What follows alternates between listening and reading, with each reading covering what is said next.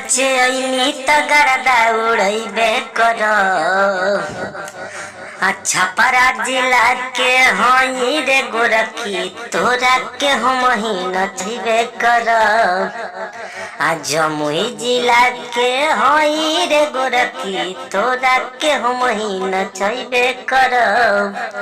तो नमस्कार दोस्तों, स्वागत करता हूँ आप सभी का झारसी संगीत सीखो 398 में। मैं आप सभी का भाई झमन दीवाना आप सभी के लिए लेकर आ गया हूँ बिल्कुल फुल और फ्री सॉन्ग, ऑर्केस्ट्रा सॉन्ग। आशीष लाल का गाना है ये, राइफल के नोक पे। तो ये ऑर्केस्ट्रा सॉन्ग है, ठीक ना। तो जो भी सिंगर भाई गाना चाहते हैं बिल्कुल फुल और फ्री सॉन्ग है, कहीं भी किसी भी स्टूडियो से गा सकते हैं। बस हमारा नाम डालना है झमन दीवाना, उस नाम को रखना है, ठीक ना। तो कहीं से भी गा सकते हैं। और जो भी सिंगर भाई हमारे वीडियो में नए हैं तो वीडियो को एंड तक देखिए। चाहे जो भी भाई हमारा वीडियो देख रहे हैं तो वीडियो को एंड तक देखिए। और वीडियो में नए हैं तो चैनल को सब्सक्राइब कर लीजिए और वीडियो को लाइक कर दीजिए, ताकि भाई का मोटिवेशन बढ़े। तो आप सभी के लिए हमेशा ऐसा ऐसा गाना लिखता रहे, अच्छा अच्छा गाना हमेशा आप सभी के लिए लिखे, ठीक ना।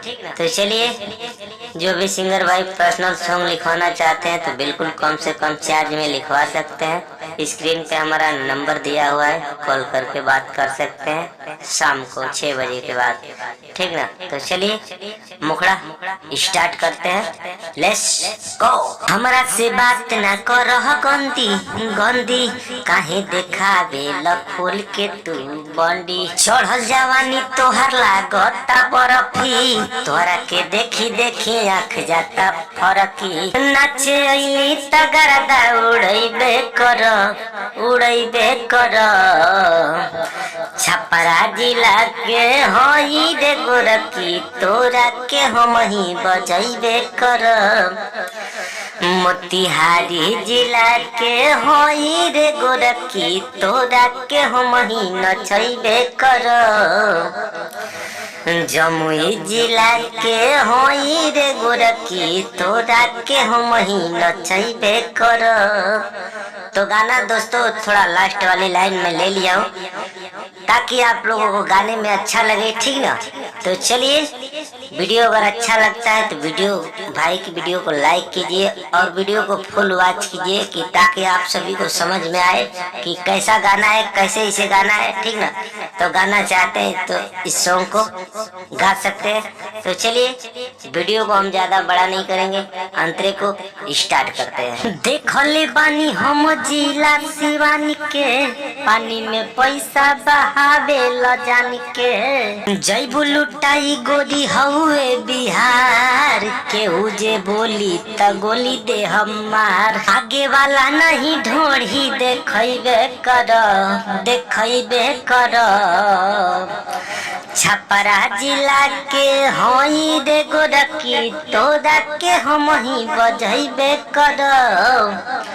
मोतिहारी जिला के हई रे गोरखी, तोरा के हम ही नचैबे कर। तो दोस्तों ये है पहला अंतरा। अगर गाना अच्छा लगे तो ऑर्केस्ट्रा मैटर है, आप लोग गा सकते हैं। बहुत ही अच्छा गाना है, अच्छे गाते हैं तो जरूर गाना बजेगा, ठीक ना। मार्केट में बजने वाला ये गाना है। तो वीडियो को एंड तक देखिए। और जो भी सिंगर भाई को पर्सनल सॉन्ग लिखवाना है तो बिल्कुल कम से कम चार्ज में लिखवा सकते हैं। तो चलिए लास्ट अंतरा स्टार्ट करते हैं, लेट्स गो। काची रसीली हम हई नचनिया, हमारा के बुझो नया पन कनिया। झमन दीवाना पफेर नजरिया, लेके नमरिया हिलाव कमरिया।